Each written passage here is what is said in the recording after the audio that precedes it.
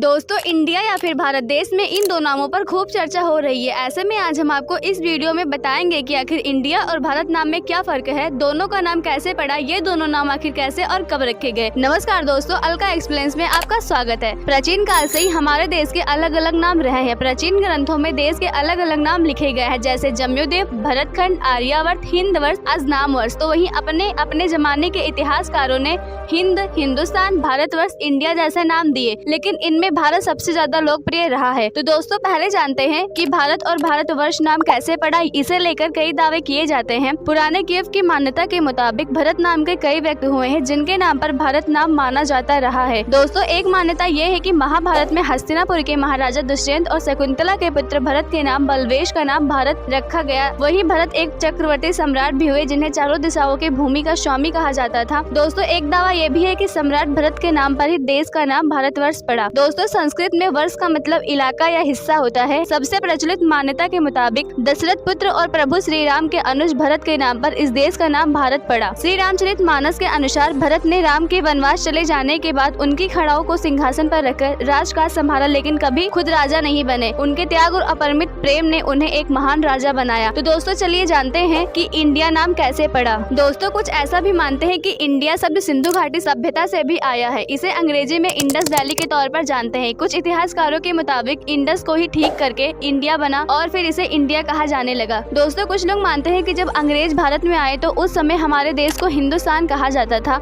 ये शब्द उन्हें बोलने में परेशानी होती थी। जब अंग्रेजों को पता चला कि भारत इस शब्द को लैटिन भाषा में इंडिया कहता है तो उन्होंने भारत को इंडिया कहना शुरू कर दिया। अंग्रेजों के शासन काल में इंडिया काफी पॉपुलर हुआ और हमारे देश को दुनिया भर में इस नाम से जाना जाने लगा। तो अब जानते हैं कि संविधान में क्या है देश का नाम। देश के संविधान के अनुच्छेद यानी आर्टिकल 1 में ही देश के नाम दर्ज है। इसमें कहा गया है कि इंडिया जो कि भारत है, राज्यों का एक संघ होगा। India that is Bharat shall be a union of state. संविधान में ये एकलौता प्रावधान है जिसमें बताया गया है कि देश को आधिकारिक तौर पर क्या बुलाया जाएगा। दोस्तों, इसी के आधार पर हिंदी में देश को भारत गणराज्य और अंग्रेजी में रिपब्लिक ऑफ इंडिया लिखा जाता है। 18 सितंबर 1949 को संविधान सभा के बैठक के दौरान नए बने राष्ट्र के नामकरण के दौरान सभा के सदस्यों ने चर्चा की थी। इस दौरान सभा के सदस्यों की तरफ से अलग अलग नामों के सुझाव आए, भारत, हिंदुस्तान, भरत भूमि, हिंद, भारतवर्ष। अंत में संविधान सभा ने फैसला लिया जिसमें अनुच्छेद 1 संघ का नाम और क्षेत्र शीर्षक दिया। आर्टिकल 1.1 में लिखा गया इंडिया जो कि भारत है, जो कि राज्यों का संघ होगा। अनुच्छेद 1.2 में कहा गया राज्य और उनके क्षेत्र पहली अनुसूची में निर्दिष्ट अनुसार होंगे, इसलिए इसे भारत और अंग्रेजी भाषा में इंडिया यानी कि राज्यों का एक संघ कहा जाने लगा।